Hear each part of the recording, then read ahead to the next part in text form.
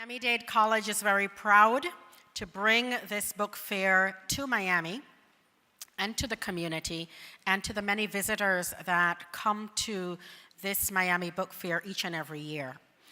As you know, the fair would not be possible without the collaboration and the support from many, many volunteers, actually hundreds of volunteers, many of whom are students of Miami-Dade College and also students from our local high schools, middle schools as well. And so we're tremendously grateful to our young people for the support that they provide and being so generous with their time. There are also many corporate sponsors, and I'd like to acknowledge OHL and the many corporate and community sponsors that also come together to make this book fair what it is today. Our circle of friends, I always acknowledge you. Yes, you can applaud. Thank you very much. But the reason that we acknowledge you each and every time is because we truly, truly value the fact that you have joined the circle of friends and that your support means a great deal to us. And so without further ado, I have the distinct honor of introducing the author.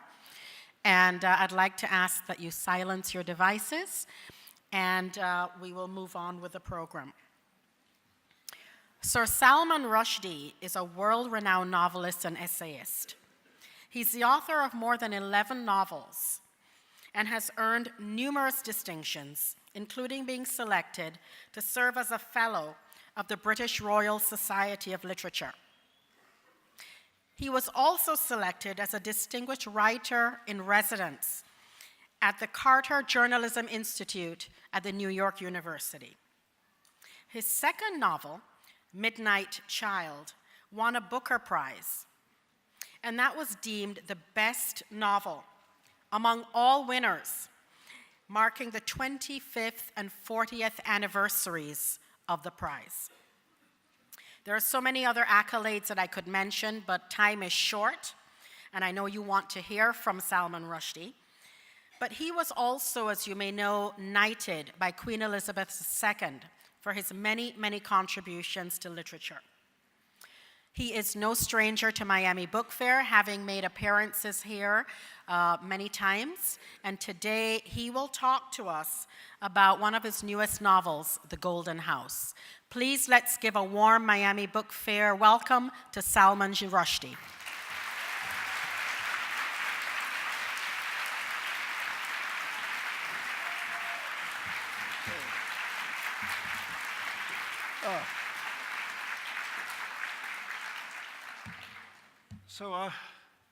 Thank you all for coming. It's always great to be here at the book fair. I can't remember how many times it is, but it's been a few. And you're still showing up, so that's kind of a good sign. I was listening to George Saunders before, and he was talking about how he's been traveling with his book for a very long time. I felt his pain. And by the time you get around to this point, sort of towards the end of a book tour, you begin to wonder what it is that you really want to say. And I thought that what I wanted to say today to all of you is that my work, I think, has been working its way towards America for a very long time. Back in the late 90s, I wrote a novel called The Ground Beneath Her Feet, which was partly set in India, partly in England, and the second half was set here, but that was a very different America. It was really about the New York City that I first learned about when I came as a kid. When I was like 24, 25 years old, I came to New York in the early 70s. That other New York, which was dirty and broke and dangerous in parts and cheap. And as a result of being cheap, was full of young, creative people. And so I found myself, on my first trip to the city, in this downtown area surrounded by young filmmakers and musicians and writers and painters and so on. And I thought, how cool is this? You know, that New York of which the North Pole was Max's Kansas City and the South Pole was CBGB's. and which, as anyone who knows the city knows, are not very far apart. Anyway, so that novel was about that. I mean, it's a novel about rock and roll music, and so it's set in that place and in that time. And then gradually I've been working my way closer to the present moment. My novel Fury was written, my novel Fury had the bizarre fate of being published on September 11, 2001. Not a great day to publish a novel, for all kinds of reasons, most of which are not literary. But it was a novel about the summer of 2000 in New York, really, which was the first year I'd spent there since I moved there to live. And the strange thing was that I'd written it as this kind of, almost like a sort of comic, satirical novel about that.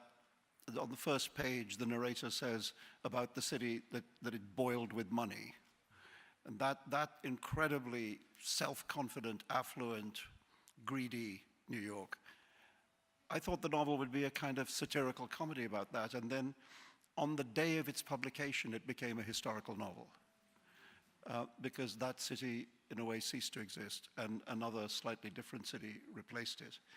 And nobody did any book tours that year, and a year later, I was asked to do a reading at the 92nd Street Y in New York, and I thought I'd read from it, and I had no idea what the response would be like, because everything was still pretty raw. And I had the strangest experience, and I read this passage, and what I felt coming off the audience was nostalgia. You know, this kind of sense of nostalgia for that other place before the thing. And I remember at that time there was a day when in the Doonesbury comic strip, which I like, one of the characters said to the other, you know, I really miss September the 10th. And what happened to that novel was that on the day of its publication, it kind of became September the 10th. It became the novel of the day before. And then the novel I wrote before this, 2 years, 8 months, and 28 nights, which, if you do the math, is 1001, was a New York novel, but it was a kind of fairy tale of New York. It was a sort of Arabian Nights story taking place in New York City with you know, genies and flying urns, genies riding on flying urns.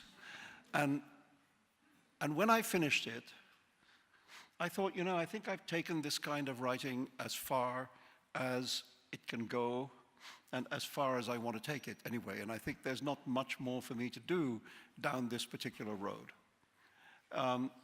So I thought, do something else, do something opposite. And so this novel is, in a way, that in part the answer to that instruction to myself, which is, you know, hold the flying carpets, never mind about the magic noses, you know, 86 the genies. And to write a novel which was a different sort of a novel about New York, which is in many ways a kind of social panoramic novel. A novel to prepare for which I read books that I'm not often associated with, but books which had tried to do what I was going to try and do, which is to capture a moment of the history of the city and the country, like Edith Wharton's Age of Innocence, like James Baldwin's Another Country, novels like that. This is a novel about an evil old patriarch with 3 messed up sons, and there is a very famous novel about an evil old patriarch with 3 messed up sons. It's called The Brothers Karamazov, and so I thought I better, you know, pay my respects to Dostoevsky by checking him out. And actually, tell you the truth, he wasn't much use,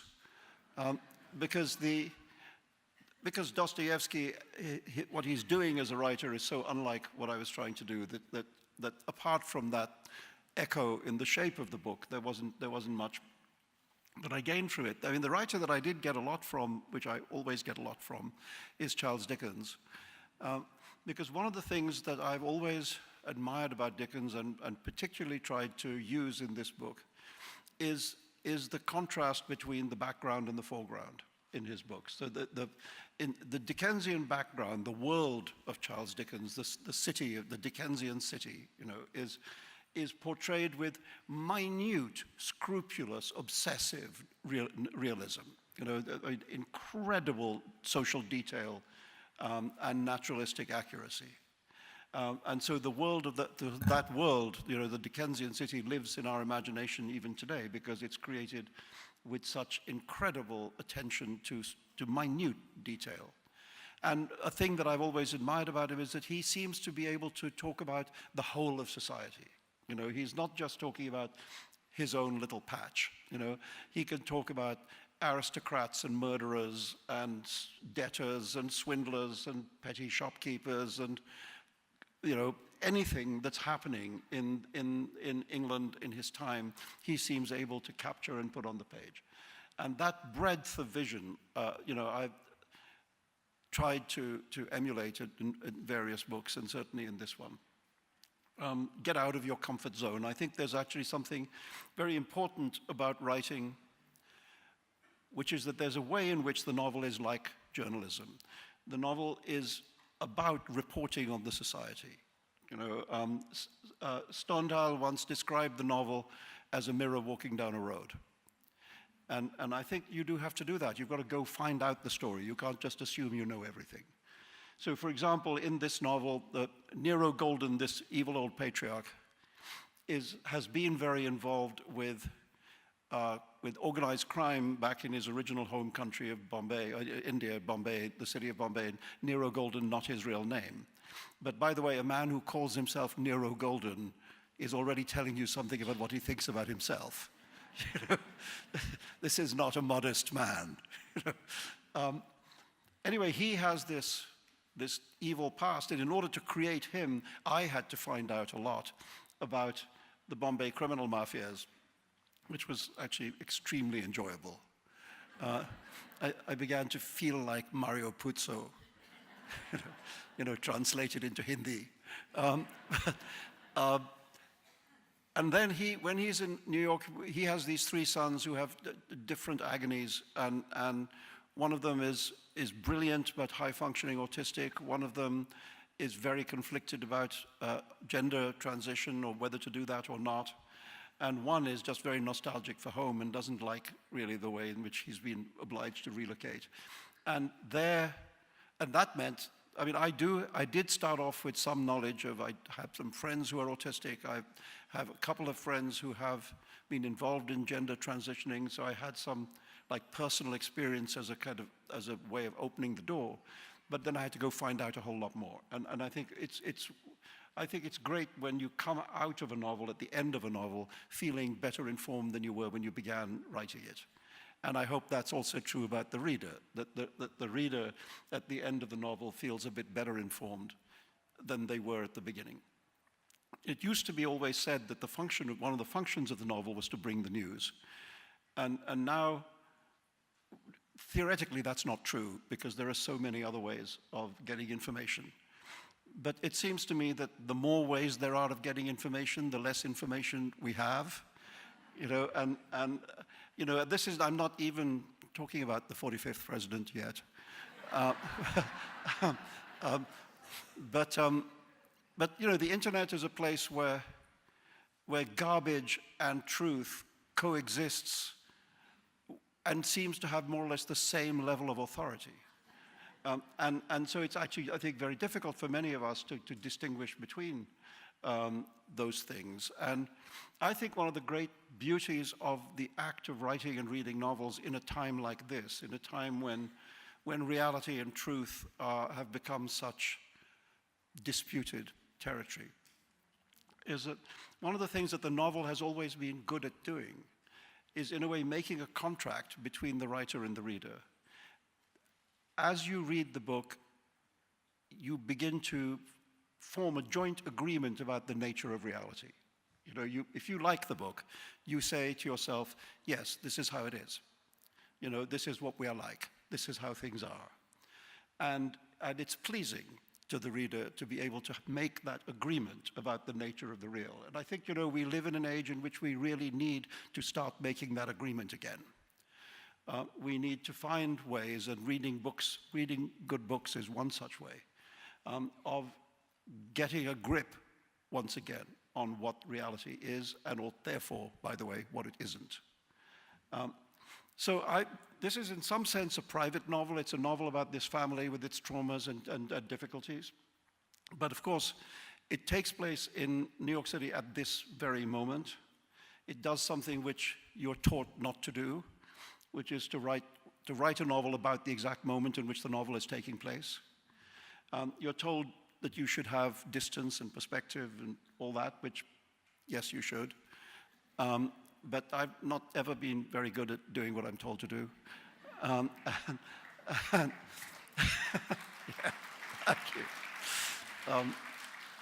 And as I say, there are some of the very greatest novels which have tried to do this thing of capturing the moment in which the book is made. I mean, The Great Gatsby, The Bonfire of the Vanities. There's a whole string of these books. And I was rather proud to see that this book got compared to all of those. And I thought, if it's been compared to The Great Gatsby and The Bonfire of the Vanities and The Godfather, what book is that? What book could that possibly be? Well, apparently I've written it. So that was kind of enjoyable to think. But I did clearly, if you're trying to get to grips with how things are, it's a difficult moment, I think, and it's a dark moment for somebody of my persuasion. And so I came to think that the book was this family tragedy, or well, I mean, it has comic aspects, so maybe a tragic comedy. A family tragic comedy, but surrounded by the larger tragic comedy of America. And the words Donald Trump don't occur in the novel because I wasn't going to let him in.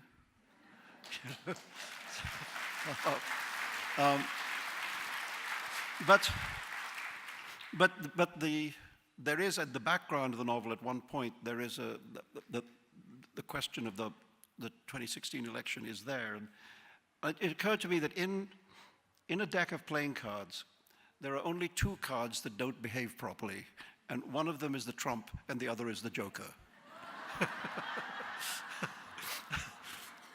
And I thought, well, I don't want the Trump, so I'll have the other one. So there is a character called the Joker with green hair who runs for president and wins. Batman nowhere to be seen, not an age of heroes. So there's that. So there's the context to the novel. It's not only political context. So I think if you're trying to write this kind of grabbing what used to be called the zeitgeist, you have to try and grab everything, whether it's people's obsession with cronuts, or Occupy Wall Street, or whatever. You have to try and let the book be elastic enough to let in what's going on at the time of its writing. So that was quite enjoyable to do. So yeah, it's a story within a story. It's the story of this family, broken family, inside the story of a broken country. And I think that's really the thing I wanted to emphasize, because actually, if the election had gone the other way, I wouldn't have had to change hardly anything, because it seems to me that in many ways that Trump is an effect, not a cause, and that the rift in America would have been there if Hillary had won. If Trump were somehow to dematerialize tomorrow, it will still be there. And so Renee, the young filmmaker who is the narrator of the novel, who investigates this mysterious family, he's also very anguished about his country, and that's what he's anguished about. He's anguished not so much about a particular candidate, but about this incredibly divided reality in which people can't agree even on a simple thing like what is the case.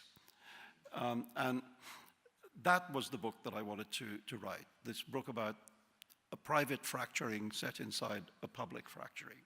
And then to make it funny. And I think I've got time. I'm going to read you just a little bit, because one of the most unexpected things about this book was a character that I had thought of as being a minor character. There's a certain point when Nero Golden comes to Miami. And he meets Somebody there are no people like this in Miami. An extremely beautiful, very ambitious, gold-digging Russian girl. And you can see, completely fictitious. and she gets her hooks into him. And I just thought I'd read you a little bit about how she does that. But the most puzzling thing or surprising thing about this book is ever since it's come out and people have been reading it, people really like her. And people keep saying to me, you know, that Russian girl, she's kind of cool. And I say, you know, she's the most self-seeking, selfish, amoral character in the book. They say, yeah, but you kind of dig her. You know? and so this is really a surprise to the author. You know, so I'm just going to read you a little bit about her. You can decide what you think. I've got about 10 minutes, and then we'll have some questions. I'll just read you a few little passages. Here is Vasilisa, the Russian girl. She is striking. One might say she is astonishing. She has long dark hair. Her body is also long and exceptional. She runs marathons and is a fine gymnast, specializing in the ribbon element of rhythmic gymnastics. She says that in her youth, she came close to the Russian Olympics team. She is 28 years old. Her youth was when she was 15. Vasilisa Arsenyeva is her full name. Her region of origin is Siberia, and she claims descent from the great explorer Vladimir Arseniev himself, who wrote many books about the region, including the one that became a Kurosawa film, Dersu Izala. But this line of descent is not confirmed because Vasilisa, as we will see, is a brilliant liar, accomplished in the arts of deceit. She decides she wants to come to America. She wants to go to America and be adored and send US dollars back to her family at home. This is what she has done. She has flown the coop. Here she is in America, in New York City, and now in Florida. And she is much admired and making money doing the work the beautiful do. Many men desire her, but she is not looking for a mere man. She wants a protector, a czar. Here is Vasilisa. She owns a magic doll.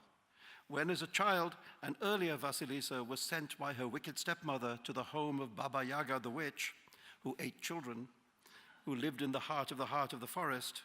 It was the magic doll who helped her escape so that she could begin her search for her czar. So the story goes. But there are those who tell it differently, saying that Baba Yaga did eat Vasilisa, gobbled her up the way she gobbled up everyone. And when she did, the ugly old witch acquired all the young girl's beauty, that she became outwardly the spitting image of Vasilisa the Fair, though she remained sharp-toothed Baba Yaga on the inside. This is Vasilisa in Miami. She is blonde now.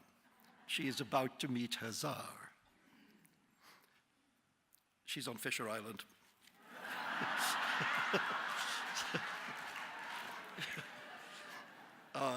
I mean, where else would she be? The Vanderbilt house is the heart of the island. Rewind. Here is William Kisson Vanderbilt II on his 250-foot yacht, making a swap deal with the developer Carl Fisher. The yacht in exchange for the island. Shake hands on that. Here is Bibi Rebozo, accused at the time of Watergate of being Nixon's bagman, joining a group that bought the island from the guy who bought the island from the guy who bought the island from Vanderbilt. The island has a history. It has an observatory. It has, as previously stated, peacocks. It has discretion. It has golf. It has class. And this cold holiday season at the Vanderbilt house, after the New Year's Eve dance on the fine parquet outdoor dance floor, laid down amid trees festooned with strings of light, and burning braziers and live music, and women in their jewels, and security guards guarding the jewels, and the men who bought the jewels admiring their property. The island also has a much talked about winter and spring, November and April love affair. My money for your beauty. Shake hands on that. Anyway, so she seduces him, right? Because what chance does he have? So after she seduces him, everything you want, she says, when you want it, it's yours. And on the third night, she discusses business. This is not a shock to him. This makes things easier. Business is his comfort zone. She produces a printed card the size of a postcard with boxes to tick. Let's go through the details, she says. Obviously, I should not stay in the house on McDougal Street. That is your family home for yourself and your sons, and I am not your wife, so I am not your family. So you can choose A, a residence in the West Village for convenience, for ease of access, or B, on the Upper East Side for a little distance, a little more discretion. Very well, B, this is also my preference. So the size of the apartment, 2 bedrooms minimum, no? And maybe one more as art studio space. Good. And will I own it, or is it a rental? And if so, for how many years? Okay, think about it. We proceed to the car. And this I leave to you completely. A, Mercedes convertible. B, BMW 6 Series. C, Lexus SUV. Oh, A, so nice, I love you. The question arises of where I will have accounts. A, Bergdorf. B, Barney's. C, both of the above. Fendi, Gucci, Prada, this goes without saying. Equinox, Soho House, every house, you see the checklist. The subject of a monthly allowance. I must comport myself in a manner that befits you. You see the categories, 10, 15, 20. I recommend generosity. Yes, in thousands of dollars, darling. Perfect. You will not regret it. I will be perfect for you. I speak English, French, German, Italian, Japanese, Mandarin, and Russian. I ski, water ski, surf, run, and swim. The flexibility of my gymnastic youth, this I retain. In the coming days, I will know better how to satisfy you than you know yourself, and if equipment is needed to assist this, if a room must be constructed, a room for us, let us call it a playroom, I will make sure it is done immediately and with the greatest discretion. I will never look at another man. No other man will touch me, nor will I tolerate any inappropriate advances or remarks. You deserve and must have exclusivity, and it is yours, I swear to you. This is all for now, but there is one more matter for later. This is the matter of marriage, she says, lowering her voice to its huskiest and most alluring level. As your wife, I will have honor and standing. Only as your wife will I truly and fully have this. Until then, yes, I am happy. I am the happiest and most loyal of women, but my honor is important to me. You understand. Of course, you are the most understanding man I have ever met.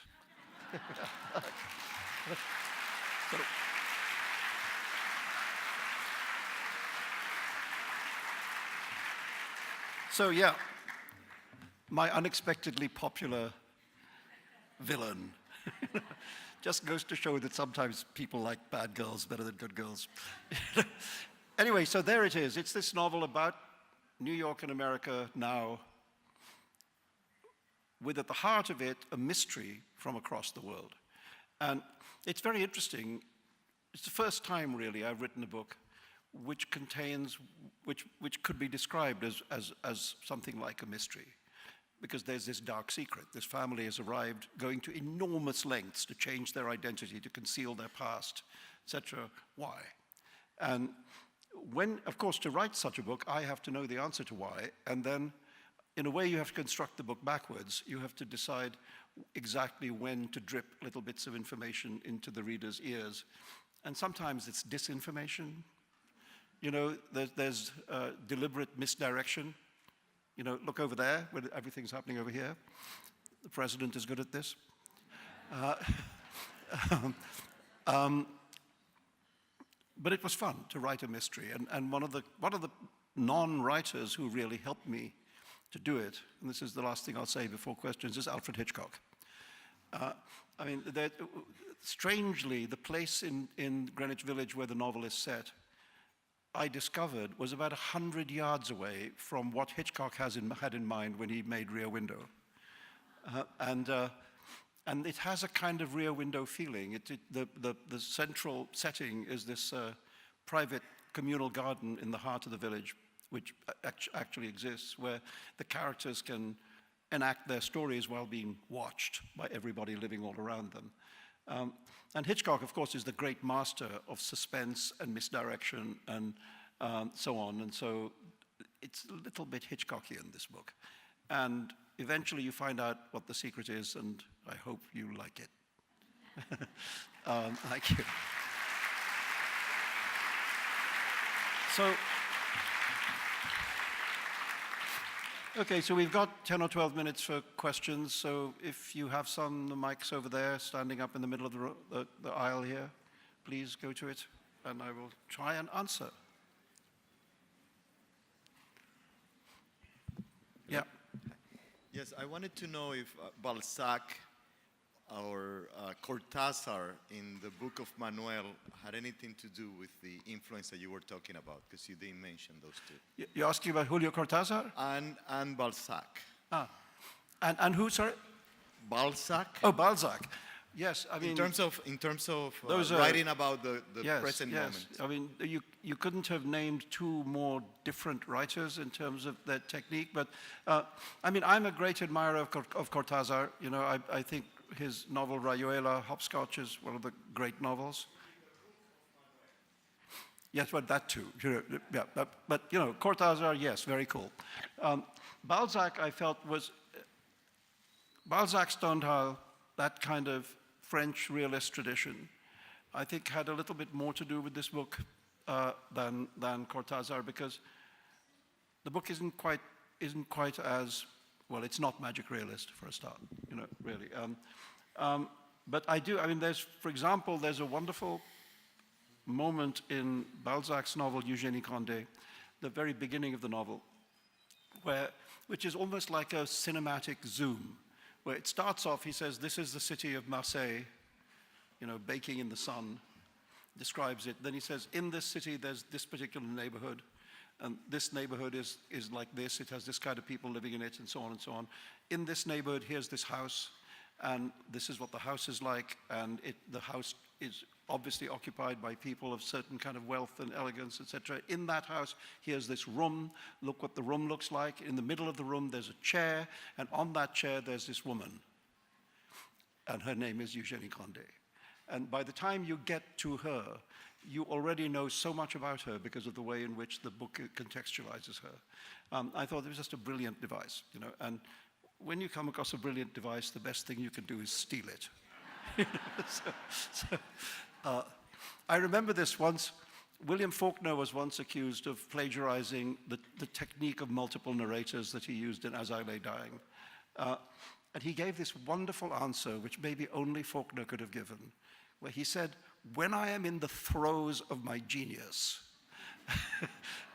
he said, I take whatever I need from wherever I can find it. And I don't know any writer who would do differently. I mean, he's right about the second part. I don't think many writers would refer to the throes of their genius. That's all. I think you have to be Faulkner to do that. Anyway, yes, sir. Well, I don't have a prolific question like that one, but I did see you on Curb Your Enthusiasm. Oh, yeah. Yeah. And I'd like to know, A, what it was like to work with Larry David. And since the show is totally improvised, did you come up with Fatwa Boys and Fatwa Sex? Well, it is all improv. I mean, look, it was fun. I mean, I met him a couple of times, just casually, and then he got in touch with me out of the blue and said that he'd written this thing and I want to be in it. And I said, well, what thing is that? And could I see a script? And he said, well, that's difficult because there's no script. And I said, well, can you tell me something about it? He told me about 2 or 3 sentences. And I thought, okay, that sounds funny, I'll do it. And then I arrived, and there was a moment of thinking, how would it be if I'm the only person in Curb Your Enthusiasm who's no good? When you're surrounded by these brilliant comedians, you know, who are so good at improv. And they're very good at making you feel comfortable, I have to say. And it's not just improv, it's guided improv, you know. So you know, in a given scene, you know that you're supposed to get from here to there. You know what's supposed to happen in the scene. But how you do it is up to you. There are certain lines that I am proud of. I think just comparing the fatwa to sexy pixie dust, that's my line. And there's actually a bit that's cut out, which if you go to the Curb Your Enthusiasm Facebook page, they have deleted scenes. And there's a deleted scene, I mean, I can see why they cut it, but it was fun, which is in between the two scenes that I was in. One is, the first scene, you know, is when he comes to visit me in my house, this unbelievable mansion with servants and so on.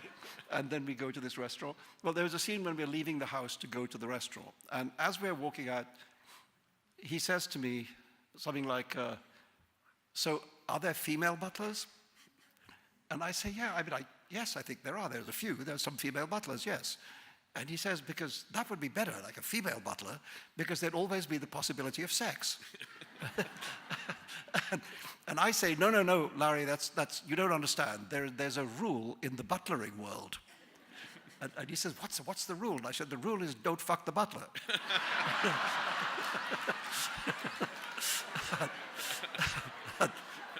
And that was my line. so anyway, you know, all I can say is it was two of the most enjoyable days I've had for a long time. Thank you. Hi. Speaking of fatwa, I was 6-year-old in Tehran when I heard Ayatollah Khomeini's fatwa against it being read on the national TV. And my mom told me, see, this is why you shouldn't criticize Islam. So fast forward 28 years, I'm an ex-Muslim now. I'm still being told by Americans and Canadians that I shouldn't criticize Islam, but this time in the name of diversity. So my question is, how do you see this dynamic between Islamic culture and Western culture play out itself, and what would you suggest to me and other ex-Muslim as the best approach to talk to the Westerners and Muslims to make some sort of a balance? It's an honor. Look, Thank you very much. Thank you. I think just say what you think. There's nothing else. You know, you can't second guess people. I mean, if you believe things to be true, you should say them. You know, I mean, Islam is not immune to criticism. No set of ideas is, just because they pay lip service to a non-existent sky god.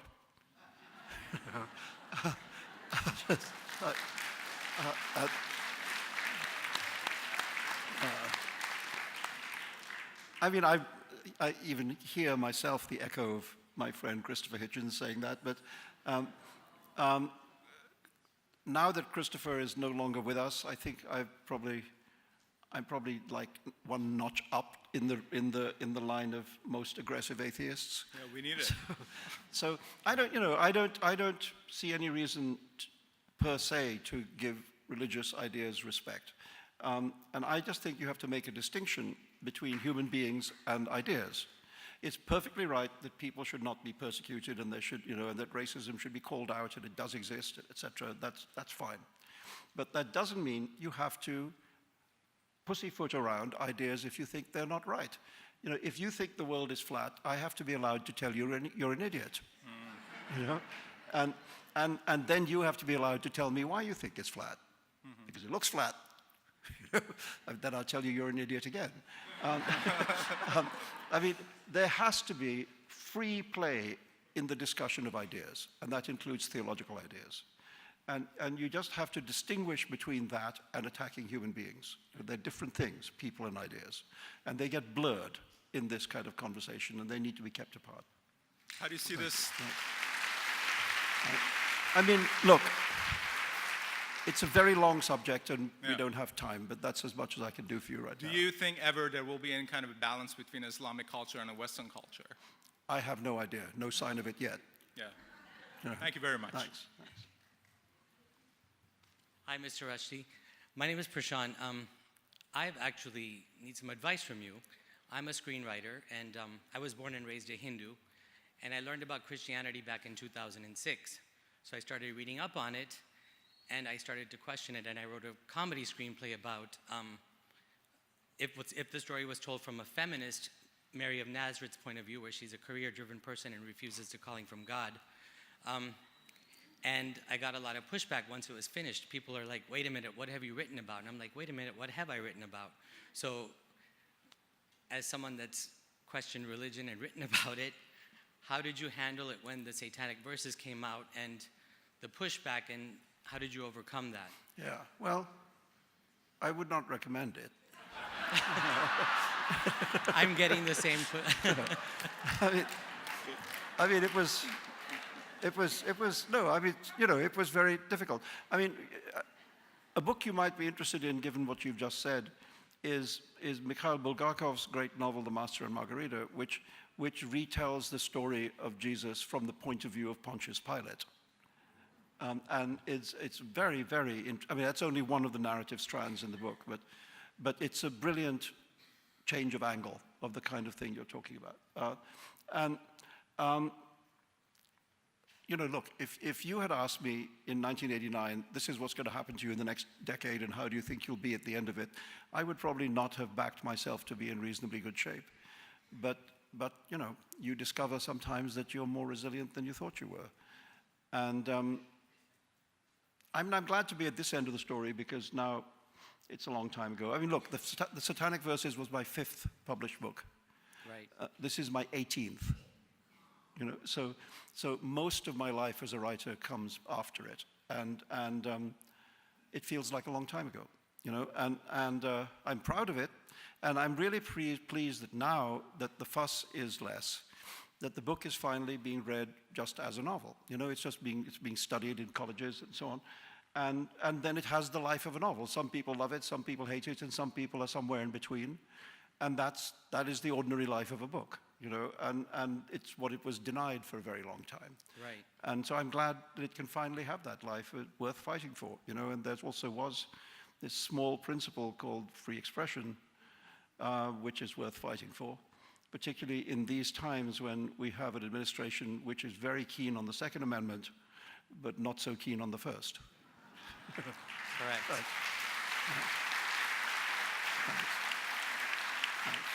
Thank you. Thank you. I've only got 2 minutes, so let me try and answer. This may require less because you touched on it, but regarding Christopher Hitchens, have you speculated much about what he might think about this day and age? Who might think? Hitch. Yes. It's very difficult because Christopher hated the Clintons.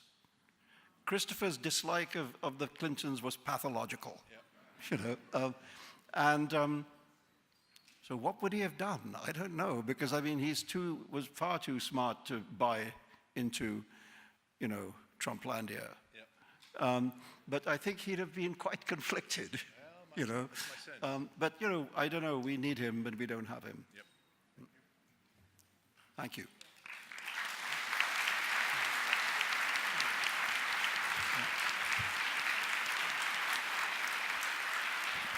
Thank you. Thank you, Salman Rushdie, for gracing us again at Miami Book Fair. Thank you very much.